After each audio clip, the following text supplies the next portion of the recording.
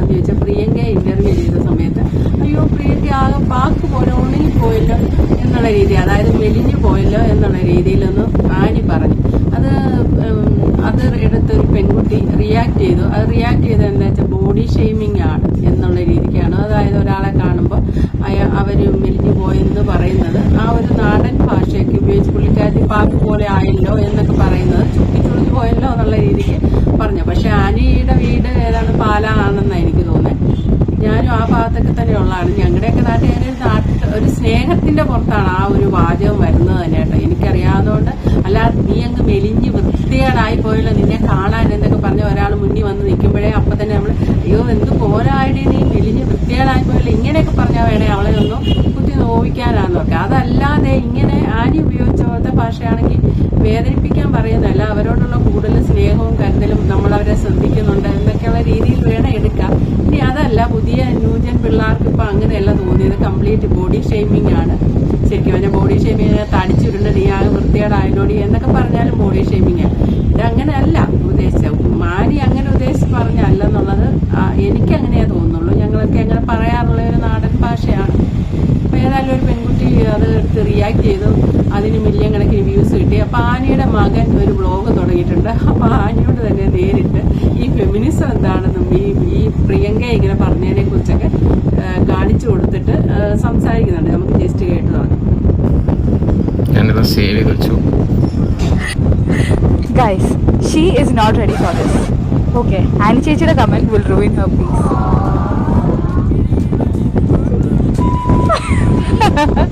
എന്നാ പോലെ പ്രിയങ്ക ചേച്ചി കാണിക്കുന്നു. ഞാനത് പ്രിയങ്ക നായർ ചേച്ചി വല്ല പ്രിയങ്ക ഗാന്ധി എന്നൊക്കെ പോലെ ആക്കിയാലോ എന്നാണ്. എന്റെ ദൈവമേ, നല്ലൊരു ഇങ്ങനെ ഇരുന്ന് കൊച്ചി ഇങ്ങനെ പാക്ക് പോലെ ആയിപ്പോയി. സത്യം ക്യാരക്ടർ ആ രീതിയിലേക്കുള്ളൊരു ലുക്സിന്റെ ട്രാൻസ്ഫോർമേഷൻ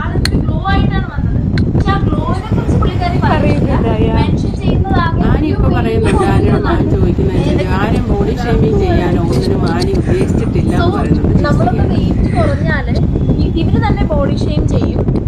അയ്യോ വണ്ണം വെച്ച അവര് തന്നെ ഓക്കെ അല്ല രണ്ട് സൈഡിലും. വണ്ണം വെച്ചാലും കുഴപ്പമാണ്, വണ്ണം വെച്ചില്ലെങ്കിലും കുഴപ്പമാണ്. ഒരു മാറ്റം ആനീസ് കിച്ചണിൽ ഒരു മാറ്റങ്ങളും വന്നിട്ടില്ല. ഞാൻ സെയിം വേറെ ആരുടെയോ വീഡിയോ ഞാൻ കണ്ടിരുന്നു, പുള്ളിക്കാരി ഇതുപോലെ തന്നെ ബോഡി ഷെയിം ചെയ്യും. ഇതാണ് ട്രൂ ഡെഡിക്കേഷൻ എന്നൊക്കെ പറയുന്നത് അല്ലേ ശരിക്കും. അപ്പൊ നമ്മള് അമ്മ ആക്ച്വലി ഈ ഡെഡിക്കേഷനെ പറ്റിയും പറയുന്നുണ്ടായിരുന്നു. അപ്പം ഇവർ ഈ ബോഡി ഷേമിംഗ് എന്ന് പറഞ്ഞ അമ്മ ഇങ്ങനെ പറയുമ്പോഴത്തേക്ക് അമ്മയ്ക്ക് എന്താ ഫീൽ ചെയ്യുന്നത്? ഒന്നും തോന്നില്ല. Because as an artist I feel proud for her. അല്ലാതെ അവരെ ബോഡി ഷേമിങ് ചെയ്യാനോ ഒരു സ്ത്രീകളെ ഒരിക്കലും, ഒരു പെൺകുട്ടിയായാലും ശരി, ഒരു സ്ത്രീ ആയാലും ശരി, ഒരു അമ്മയായാലും ശരി, അക്കോർഡിംഗ് ടു മീ എനിക്ക് ഒരിക്കലും ഒരു ക്യാരക്ടറില്ല ആരെയും ഇൻസൾട്ട് ചെയ്യണം. ഞാൻ ഒരിക്കലും ഇനിഷ്യേറ്റീവ് എടുക്കുന്നുമില്ല. ഞാൻ അഥവാ ഇൻ ഫ്രണ്ട് ഓഫ് മീ ആരെങ്കിലും ചെയ്യുകയാണെങ്കിൽ ഞാൻ എപ്പോഴും പറയും, നിങ്ങൾ അവരുടെ വശവും കൂടെ ചിന്തിക്കുക, അല്ലാതെ നിങ്ങളുടെ വശം മാത്രം ചിന്തിക്കുക. അത്രയും ചിന്തിച്ചിട്ട് നിങ്ങൾ അവരെ വഴക്ക് പറയും. പക്ഷെ അത് അമ്മ ഡെഡിക്കേഷനും അമ്മ അത് പറഞ്ഞു. അത് എന്തുമാത്രം അവർ ഡെഡിക്കേറ്റഡ് ആയിട്ട് ആ ഒരു എഫേർട്ട് ഇട്ട പുള്ളിക്കാരൻ അത്രയും കഴിവുള്ള ആൾക്കാരുണ്ട്, ഒത്തിരി കഴിവുള്ള സ്ത്രീകളുണ്ട്. വീട്ടുകാരുടെ സപ്പോർട്ട് ഇല്ലാതെ അടിച്ചമർത്തപ്പെടുന്ന കുറെ സ്ത്രീകളുണ്ട്. നീ അടുക്കളയിൽ മാത്രം ജീവിക്കേണ്ടതാ, നീ കെട്ടി വേറെ വീട്ടിൽ പോകേണ്ടതാ. പക്ഷെ ആ കുട്ടിക്കും ജനിക്കുമ്പോഴേ കുറെ ഇൻബോൺ കഴിവുകൾ ഇഷ്ടം പോലെ ഉണ്ട്. ചിലപ്പോൾ പഠിച്ചു വന്നതായിരിക്കില്ല, ഇൻബോണായിട്ട് കുറെ കഴിവുകളുണ്ട്. അത് അടിച്ചമർത്തപ്പെട്ടടുത്ത് ഇങ്ങനെ സോ കോൾഡ് ഫെമിനിസം എന്ന് പറയുന്ന ആൾക്കാർ ചെന്ന് അവരെ സമൂഹത്തിൽ കൊണ്ടുവരണമായിരുന്നു. അതാണ് എന്റെ കാഴ്ചപ്പാടിൽ ഫെമിനിസം. അല്ലാതെ സ്ത്രീ പുരുഷനും ഒരുപോലെ ഇരിക്കണം. ഈ ഒരുപോലെ ഇരിക്കുന്നതിൽ എന്തോന്ന് അർത്ഥം? Biological everything they are different. ഞാൻ ഓപ്പർച്യൂണിറ്റീസ് ഒരിക്കലും ഒരു സ്ത്രീക്ക് ചെയ്യാൻ പറ്റില്ല ഞാൻ ഒരിക്കലും പറയില്ല. Because I am a big example. എന്താണെന്നറിയോ, ഞാൻ ഇപ്പൊ ഒരു ഷോ ചെയ്യും. ആ ഷോയിൽ ഒരു ടോട്ടലി ഇതിനകത്ത് ആനി പറഞ്ഞു വരുന്ന കാര്യങ്ങൾ ആനിക്ക് ഒരു തെറ്റ് പറ്റിയിട്ടുണ്ട്. തെറ്റല്ല, ഈ ആനിയുടെ തലമുറയിലെ ചിന്താഗതി എൻ്റെ തലമുറയിലെ ചിന്താഗതിയൊക്കെ സെയിം ആണ്. അപ്പം ഒരു ചിന്താഗതി അനുസരിച്ച് സംസാരിക്കുമ്പോൾ നിങ്ങൾ എൻ്റെ ഹസ്ബൻഡ് എന്നെ അടുക്കള ജോലിയിൽ സഹായിക്കുന്നില്ലേ, ഹെൽപ്പ് ചെയ്യുന്നില്ലേ എന്ന് ആനി അതിൻ്റെ അകത്ത് ചോദിക്കുന്നുണ്ട്. നിങ്ങൾ എന്നെ ഹെൽപ്പ് ചെയ്യുന്നില്ലേ എന്ന് ആനി അതിൻ്റെ അകത്ത് ചോദിക്കുന്നുണ്ട്. അപ്പോൾ ആ കമന്റ് ബോക്സ് ഞാൻ നോക്കിയപ്പോൾ ന്യൂജൻ കുട്ടികൾക്ക് അത് ഇഷ്ടപ്പെട്ടില്ല. ചേച്ചി ഇപ്പോഴും വഞ്ചി ഇപ്പോഴും തിരുനക്കര തന്നെ, ചേച്ചിക്ക് ഒരു മാറ്റവും വന്നിട്ടില്ല, ഫെമിനിസം അല്ല എന്താണെന്നുള്ള ചേച്ചി കുലശ്രീയാണ്, ഇങ്ങനെയൊക്കെയുള്ള കമന്റ് വന്നു.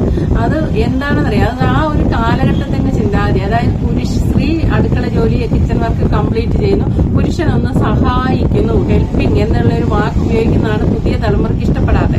അത് ആ പുതിയ തലമുറയ്ക്കൊപ്പമാണ് ഞാൻ. അതിന്റെ കാര്യം എന്താണെന്ന് ചോദിച്ചാൽ, നമ്മുടെ ഉള്ളിന്റെ ഉള്ളിൽ പതിഞ്ഞു പോയിരിക്കുന്ന സ്ത്രീകളായ നമ്മൾ വേണം അടുക്കള ജോലി എല്ലാം ചെയ്യാൻ. അവരെന്തെങ്കിലും ഒന്ന് ചെയ്തു തന്നാൽ നമ്മളെ അവർ സഹായിച്ചു എന്നുള്ള രീതി. പകരം ഇത് നിങ്ങളുടെ കൂടെ ഉത്തരവാദിത്തമാണ് എന്ന് പറഞ്ഞ് പഠിപ്പിക്കൂ ചേച്ചി എന്ന് കമന്റ് ബോക്സിലുണ്ട്. അത് നമ്മളെല്ലാവരും, എന്റെ തലമുറ അന്യയുടെ തലമുറയൊക്കെ പെട്ട സ്ത്രീകളെല്ലാം ഒന്ന് മാറ്റി ചിന്തിക്കേണ്ട സമയമായി. അത് ന്യൂജൻ പിള്ളേർ പറയുന്നതാണ് ശരി. അതിന്റെ ഒരു കാര്യം വിശദീകരിച്ച് പറഞ്ഞ്, പഴയ കാലത്ത് സ്ത്രീകൾ അടുക്കള ജോലി ചെയ്യുന്നു, പുരുഷന്മാർ വെളിയിൽ പോയി കൃഷിയാണ് ചെയ്യുന്നത്. കൃഷി എടുക്കുമ്പോൾ അവർ തൂമ്പ എടുത്ത് കിളയ്ക്കുവാണ് ചെയ്യുന്നത്. ശരിക്കും നമ്മളന്ന് സ്ത്രീകള്, നമ്മുടെ അമ്മമാരൊക്കെ അടുക്കള മാത്രം ഇരിക്കുന്നു. ഇവർ പുറത്തുപോയി വെയിലും കൊണ്ട് പാടത്തും പറമ്പത്തും പണിതേച്ച് അവർ തിരിച്ചു വന്നിട്ട് അവരോടും കൂടി അടുക്കളപ്പണി ചെയ്യാൻ പറയുമ്പോൾ നമ്മൾ അടുക്കള വെറുതെ ഇരിക്കുകയാണ്. ആ ഒരു വളരെ മോശം. അവരതുപോലെ വെയിലത്ത് നിന്ന് കഷ്ടപ്പെട്ട് പണിതേച്ച് വരുമ്പോൾ ദാഹിച്ചൊക്കെ വരുമ്പോൾ നമ്മൾ അടുക്കളപ്പണി മാത്രമേ ചെയ്യുന്നുള്ളൂ. കുട്ടികളെ വളർത്തും അടുക്കളപ്പണി. അപ്പൊ അവരെ പിന്നെ അടുക്കളപ്പണി നമ്മൾ അവരെ കയറ്റാറില്ല. അതാണ് ആ ഒരു ചിന്താഗതിയാണ് ഇപ്പോഴും ഇനി വരുന്നത്. പക്ഷെ ഇപ്പൊ കാലം മാറി. ഇപ്പൊ പുരുഷന്മാരുടെ കൂടെ ഉത്തരവാദിത്തമാണ് അടുക്കള ജോലിയും കൂടെ ഹെൽപ്പല്ല, അടുക്കള ജോലിയും കൂടെ അവർ ചെയ്യാന്നുള്ളത്. ഹെൽപ്പെന്ന വാക്കെ വെട്ടിക്കളഞ്ഞിട്ട് നിങ്ങളുടെയും കൂടെ ഉത്തരവാദിത്തമാണ് ഇത്, നിങ്ങളും ഞങ്ങളും ഒരുപോലെ എന്ന് ചിന്തിക്കണം എന്ന് പറയുന്നതിന്റെ അകത്തെ കാര്യം എന്താണെന്ന് വെച്ചാൽ, കാലം വരുത്തിയ മാറ്റമാണ്. അന്ന് സ്ത്രീകൾ പുറത്ത് ജോലിക്ക് പോയിരുന്നില്ല, പുരുഷന്മാരാണ് ജോലി ചെയ്ത് കുടുംബം പോറ്റിയിരുന്ന. അടുക്കള ജോലി മാത്രം സ്ത്രീകൾ ചെയ്തു. ഇന്ന് സ്ത്രീകൾ എന്താ ചെയ്യുന്നത്? പുരുഷന്റെ 4 ഇരട്ടിയാണ് ജോലി ചെയ്യുന്നത്. അതായത് അവര് പുറത്തു പോയി ജോലി ചെയ്യുന്നു, അകത്തെ അടുക്കളപ്പണി മുഴുവൻ അവർ ചെയ്യുന്നു. വെളുപ്പിനെ 5 മണിക്ക് എഴുന്നേറ്റിട്ട് അടുക്കളയുള്ള ചോറും കറിയും മുഴുവൻ വെച്ചിട്ട് ഭർത്താവിനും പിള്ളേർക്കും ഇവർക്കും എല്ലാം പൊതി കെട്ടണം. ഈ പൊതി കെട്ടാൻ തന്നെ മണിക്കൂർ എടുക്കും. ഈ പൊതിയും കെട്ടിയിട്ട് അവനവനെ ഒന്ന് ശ്രദ്ധിക്കാനോ അവനവനെ ഒന്ന് സ്നേഹിക്കാനോ ഒരു പൊട്ട് തൊടാനോ പൗഡർ ഇടാനോ പോലും സമയമില്ലാതെ ഒരു വിധത്തിൽ കുളിച്ചൊരുങ്ങി ഒരു നെട്ടോട്ടമാണ്. അങ്ങനെ ഓടി ഓഫീസിലെത്തുന്നു, അവിടെ കിടപ്പത പണി അവിടെ നിന്ന് എടുത്തിട്ട് വൈകുന്നേരം വന്ന് വീണ്ടും ഈ ഇത് തന്നെ ആവർത്തിക്കുന്നു. ഇതിന്റെ ഇടെ പുരുഷന്മാര് ഒരു ഹെൽപ്പും ചെയ്യാതെ മാറിയിരിക്കുകയാണ്. നിങ്ങളൊന്ന് ആലോചിച്ച്, ഓഫീസിൽ പോകും അടുക്കളപ്പണി സ്ത്രീകൾ ചെയ്യുന്നു, 4 ഇരട്ടി ജോലി അവർക്കായി. പുരുഷൻ വെളിയിൽ പോയി പണ്ടത്തെ പോലെ കിളയ്ക്കുന്ന ഒന്നുമില്ല, ഓഫീസ് ജോലി ചെയ്ത് സുഖമായിട്ട് തിരിച്ചു വരുന്നു. അപ്പൊ കാലം മാറിയോണ്ട് ഈ ഒരു മാറ്റം നമ്മൾ ഉൾക്കൊള്ളണം. പുരുഷന്മാർ ഹെൽപ്പ് ചെയ്യല്ല, പുരുഷന്മാരുടെ ഉത്തരവാദിത്തമാണ്. അതായത് കുടുംബം 2 കൂട്ടരും ഒരുപോലെ വേണം എന്നുള്ള പണിയിൽ അടുക്കളയിലൊക്കെ ചെയ്യുന്ന ഇതിന് ഹെൽപ്പല്ല, ഉത്തരവാദിത്തം മാറ്റി ചിന്തിക്കണമെന്ന് ന്യൂജൻ പിള്ളേർ പറയുന്നത് വളരെ ശരിയാണ്. നമ്മുടെ പ്രായത്തിലുള്ളവരൊക്കെ ചിന്തിക്കണം. പിന്നെ ഈ പറയുന്ന പോലെ ഇന്ന് വേറൊരു കാര്യം പറയാം. ഇപ്പൊ ആര് പരിശോധിച്ചാലും ഇതുമായിട്ട് ബന്ധമില്ലെങ്കിൽ ഞാനൊരു കാര്യം പറയാം. ആര് പരിശോധിച്ചാലും ഫാറ്റി ലിവർ എന്ന് പറയുന്നുണ്ട്. ഒരു ഡോക്ടർ ഒരു ഇന്റർവ്യൂ ചെയ്യണേ ഞങ്ങൾ ഫാറ്റി ലിവർ മാറിനെ വേറൊന്നുമില്ല, സ്റ്റെപ്പ് കയറി ഇറങ്ങിക്കോളാൻ പറഞ്ഞ് ഒരു രോഗിയെ പറഞ്ഞു വിട്ടു. തിരിച്ചെന്നിട്ട് വന്ന് നോക്കിയപ്പോൾ ഫാറ്റി ലിവർ അങ്ങ് വല്ലാതെ അങ്ങ് കുറഞ്ഞു പോയി. അപ്പൊ ഡോക്ടർക്ക് സംശയം, ഇത്ര വേഗം സ്റ്റെപ്പ് കയറി ഇറങ്ങിയിട്ട് മനോജ് ഡോക്ടറിന്റെ ഇന്റർവ്യൂവിലാന്ന് തോന്നുന്നു കേട്ടെ, സ്റ്റെപ്പ് കയറി ഇറങ്ങിയിട്ട് ഫാറ്റി ലിവർ പോയോന്ന്. അപ്പം അയാൾ പറഞ്ഞു, അങ്ങനെയല്ല, ഫാറ്റി ലിവർ മാറാൻ ഞാൻ സ്റ്റെപ്പ് കയറി ഇറങ്ങല്ലേ, ഇത് ഞാൻ തൂമ്പ എടുത്ത് കളിക്കോളം ചെയ്തായിരുന്നു.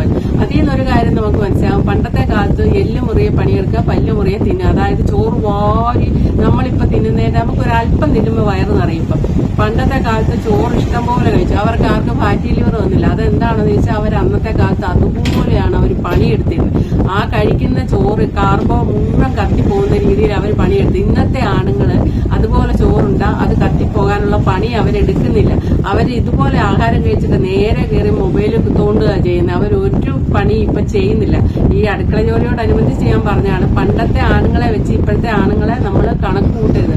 പഴയ ആണുങ്ങളെടുത്ത് തൂമ്പ എടുത്ത് പാടത്ത് പണിയുന്ന പോലെ ഇന്ന് എല്ലാവരും ചിലപ്പോൾ AC പോയിരുന്നായിരിക്കും പണിയുന്നത്. ഇനി അല്ല പോലും അല്ലാത്ത പണിയാണേലും പഴയ കാലവേ അല്ല. അപ്പൊ അവർക്ക് അടുക്കള പണിയെടുക്കുക. അല്ലെങ്കിൽ എന്താ വരുന്നത് വെച്ചാൽ, ഇന്നാളൊരു ഇന്റർവ്യൂവിൽ ഞാൻ കണ്ടു, വേണാട് എക്സ്പ്രസ് കയറിയിരിക്കുന്ന സ്ത്രീകള്, ഓഫീസ് വിട്ട് കയറിയിരിക്കുന്ന സ്ത്രീകള് പച്ചക്കറി മേടിച്ചോണ്ട് കയറിയിട്ട് ആ ട്രെയിനിൽ ഇരുന്ന് പച്ചക്കറി ഞുറുക്കുക ചെയ്യുന്നത്, അവിയലിനും സാമ്പാറിനും ഒക്കെ. എന്താ വെച്ചാൽ വീട്ടിൽ പോയാൽ അത്രയും സമയമില്ലവർക്ക്, അതുകൂടെ ലാഭിക്കാൻ വേണ്ടി. അപ്പൊ ഒന്ന് ആലോചിച്ച സ്ത്രീകള് വളരെ ബുദ്ധിമുട്ടുന്നില്ല. അപ്പം ആനി ഈ പറഞ്ഞു തരാത്ത ഫെമിനിസം എന്ന് പറഞ്ഞാൽ, ആനിയോട് പയർ എത്രയെന്ന് അരി എത്രയെന്ന് വെച്ചാൽ പയറഞ്ഞാടി എന്നുള്ള മറുപടി പറഞ്ഞെന്ന് അതിൻ്റെ അകത്ത് കമന്റ് ബോക്സിലുണ്ട്. ഫെമിനിസം എന്ന് പറഞ്ഞാൽ ഇങ്ങനത്തെ ചില മാറ്റങ്ങളാണ് വരേണ്ടത്. അല്ലാതെ ബോഡി ഷേമിങ്ങിൽ പ്രിയങ്ക ആനി ബോഡി ഷേമിങ് ചെയ്തെന്ന് എനിക്കൊരു വിശ്വാസമില്ല. അതൊരു നാട്ടുഭാഷ പോലെ സ്നേഹത്തിന്റെ പേരിൽ പറഞ്ഞു പോയെന്ന് ഞാൻ വിശ്വസിക്കുന്നുള്ളൂ. അപ്പോൾ okay, thank you for watching. അടുത്ത വീഡിയോ.